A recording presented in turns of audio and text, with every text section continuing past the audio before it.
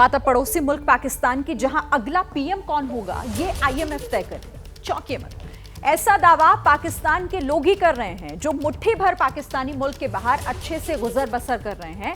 वतन से उनकी मोहब्बत खत्म हो चुकी है और जब से पीएम मोदी ने भारत को तीसरी सबसे बड़ी इकोनॉमी बनाने की गारंटी ली है, तब से पाकिस्तान के अंदर और बाहर से यही आवाज आ रही है कि अब इंडिया से बराबरी की सोचो भी मत, क्योंकि भारत अब पाकिस्तान की सोच से भी आगे जा चुका है। सुनिए पाकिस्तान का वर्ल्ड एक्सक्लूसिव कबूलनामा। तीसरे टर्म में दुनिया की पहली 3 इकोनॉमीज में एक नाम भारत का होगा। क्या वो अपना ये विजन पूरा कर पाएंगे? 5वें वे ऑलरेडी आ चुके हैं। मेरे को लगता है वो पूरा कर देंगे। क्या समझते हैं, वो तीसरी बड़ी इकोनॉमी बनती नजर आ रही है? बिल्कुल बनती नजर आ रही है। आज पाकिस्तान से ऐसी एक नहीं कई गवाही हम आपको सुनाएंगे। आज पाकिस्तान के लोग ऑन कैमरा बोलेंगे कि नरेंद्र मोदी की गारंटी मतलब पाकिस्तान की छुट्टी।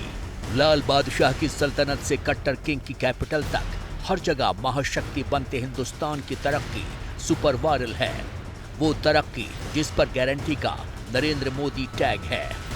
आजादी का हमारा सपना साकार हुआ और इस शताब्दी के इस तीसरे दशक में हमारे सामने अगले 25 साल का लक्ष्य है। हम समर्थ भारत का सपना लेकर, विकसित भारत का सपना लेकर निकल पड़े हैं। हमें भारत को वो ऊंचाई देनी है, उस सफलता पर पहुंचाना है जिसका सपना हर स्वतंत्रता सेनानी ने देखा था। जिस क्षण से नरेंद्र मोदी ने भारत की दुनिया की टॉप 3 आर्थिक महाशक्ति बनाने की सौगंध ली है, उस पल से चीन और पाकिस्तान के पावर का बल्ब इंडिया के हाई वोल्टेज से फ्यूज होने लगा है। जिस तरीके से वो अपने डिफेंस को इंप्रूव कर रहे हैं, जिस तरीके से वो राइफल तैयारे खरीद रहे हैं, जिस तरीके से वो अमेरिका से ड्रोन खरीद रहे हैं, दूसरी चीजें कर रहे हैं, उनकी इस रीजन के अंदर वो चाइना को कम्पीट कर रहे हैं डिफेंस के अंदर। पाकिस्तान के पास तो फिर आपको पता है, जब आपके पास खाने को चीज ही कोई नहीं है, आईएमएफ वाले जो आप जिस तरफ धक्का मारते हैं आप उसी साइड पे चले जाते हैं। तर हकीकत फिर वो दे सकते हैं बयान, they are in a position to do it. New India के पावर शो पर ग्लोबल मुहर तो कब की लग चुकी है, लेकिन जब से नरेंद्र मोदी ने गारंटी के साथ इंडिया को सुपर पावर बनाने का जिम्मा लिया है, तब से दुश्मन मुल्क भी इंडिया इंडिया कर रहा है। इस वक्त मेरे सामने एक खबर गुजरी और मैंने कहा क्या बात है, वाह क्या कॉन्फिडेंस है। भाई कॉन्फिडेंस हो तो ऐसा हो कि आप धड़ल्ले से खुल के ये कहें कि मैं अपनी 3rd टर्म में अपने मुल्क को दुनिया की तीसरी बड़ी इकोनॉमी बनाकर दिखाऊंगा। मोदी की गारंटी से पाकिस्तान में खौफ का मीटर क्यों हाई है, उसकी इनसाइड स्टोरी जान लीजिए। दरअसल मोदी की कूटनीति की वजह से दुनिया के देशों ने पाकिस्तान से किनारा कर लिया है। पाकिस्तान को लग रहा है कि जब भारत अभी से इंटरनेशनल फोरम पर इतनी पकड़ रखता है, तो जब मोदी भारत को तीसरी आर्थिक महाशक्ति बना देंगे, तब तो कर्ज मांगकर एक पाई जुटाना भी मुश्किल हो जाएगा। नामी ओवरसीज पाकिस्तानी भी यही मानते हैं। मैं पिछले दिनों एक जगह पे पढ़ रहा था, पता नहीं आप इसको अगर मतलब थोड़ा सा करेक्ट करिएगा, कि अगर हमें आईएमएफ से लोन भी मिलता है वो भी इंडिया की परमिशन के बगैर नहीं मिलता। इसके अंदर आप क्या ऑथेंटिसिटी समझते हैं? मैं ये कहीं पे पढ़ा, मुझे मैं चॉइस ऑफ वाशिंगटन डीसी में बैठा हूं, मैं इसकी गारंटी करता हूं इस बात की कि इंडिया की मर्जी के बगैर आपको आईएमएफ लोन नहीं दे सकता, ना देता है। भारत की कूटनीति का एक हासिल और है, टेरर कंट्री पाकिस्तान को इंटरनेशनल भिखारी का टाइटल भी मिल गया है। ये बात अलग है कि इसमें पाकिस्तानी नेताओं का रोल सबसे बड़ा है, लेकिन भारत की तरक्की देखकर अब पाकिस्तानी खुद मानने लगे हैं कि उनका मुल्क इंटरनेशनल भिखारी है।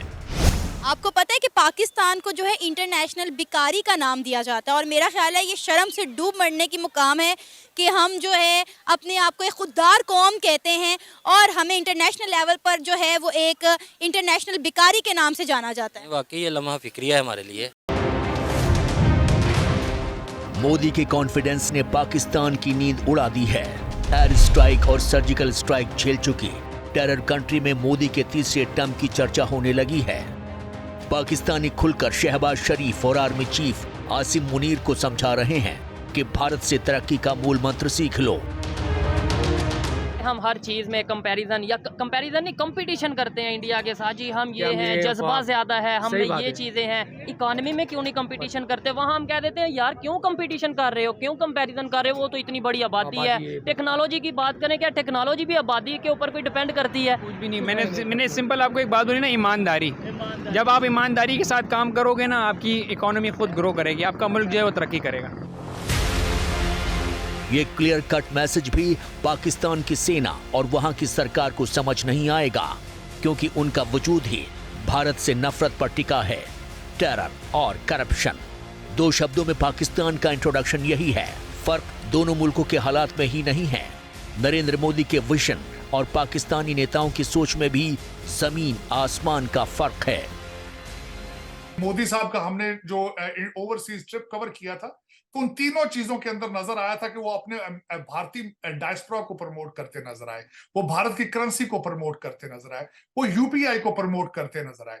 आपने कभी देखा है कि हमारा कोई फॉरेन डेलीगेशन गया हो, उसने सबसे पहले तो ये बताऊंगा कि जाते कर्जा लेने हैं, लेकिन 350 बंदों का डेलीगेशन साथ जाता है, कैमरामैन साथ जाते हैं, शेफ साथ जाते हैं, कुक साथ जाते हैं। तो कंपैरिजन मेरे ख्याल में एक तो चौधरी साहब, मैं अब इस पॉइंट पे पहुंचा हूं कि हमारा कंपैरिजन अब भारत के साथ करना पॉसिबल नहीं। बिल्कुल सही कहा ओवरसीज पाकिस्तानी और अमेरिकी बिजनेसमैन साजिद तरार ने। भारत से पाकिस्तान की तुलना हो ही नहीं सकती। भारत और भारतवंशियों ने अपनी काबिलियत और मेहनत से जो मकाम हासिल किया है, उससे पाकिस्तान सिर्फ रश्क कर सकता है, बराबरी का तो सवाल ही नहीं है। इंडियन इंस्टीट्यूट ऑफ टेक्नोलॉजी से लोग पढ़ के जा रहे हैं और पूरी दुनिया पे हुकूमत करते नजर आ रहे हैं। इस वक्त अगर देखा जाए तो अमेरिका, IMF तो ultimately is funded by America. America की हर दूसरी बड़ी ऑर्गेनाइजेशन का हेड जो है वो भारतीय निजाद है और इंडियन इंस्टीट्यूट ऑफ टेक्नोलॉजी से पढ़ा है। अजय बंगा की सबसे बड़ी मिसाल है। ये तो चंद गवाही हैं। अब तो चंद्रमा भी भारत के विजय अभियान की जद में है। न्यू इंडिया का सूरज चमक रहा है। हम दुनिया की उम्मीद बनकर उभर रहे हैं। क्या हमारे अपने मुल्क में, पाकिस्तान में, कभी किसी सियासतदान ने, किसी पॉलिटिशियन ने इतने धड़ल्ले से ये बात की है?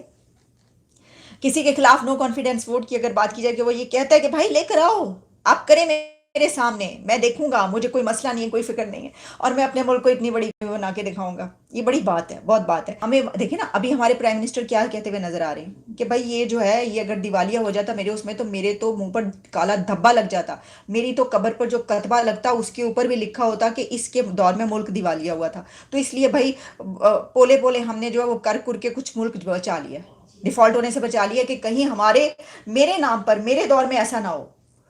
तो एक तरफ ये है कि मेरे दौर में दिवालिया ना हो, और दूसरी तरफ ये है कि ये कहा जा रहा है कि मेरे दौर में ही, मेरी थर्ड टर्म में ही ये थर्ड टॉप इकोनॉमी बनेगा दुनिया की।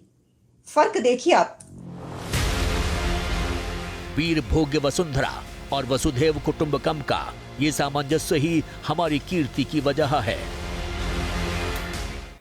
जैसे ही घड़ी का काटा दोपहर 2:30 पे आए, बबीता जी का दिल सास बहू साजिश के लिए मचल जाए। और ये है इनकी बहू, पूरे दिन ऑफिस की टेंशन हो जाए गॉन जब ये करें अपना फेवरेट शो फ्री टाइम पे ऑन। इनकी तरह आप भी देखिए अपना फेवरेट शो अपने टाइम पर और डाउनलोड कीजिए ABP लाइव ऐप अपने स्मार्ट टीवी पर।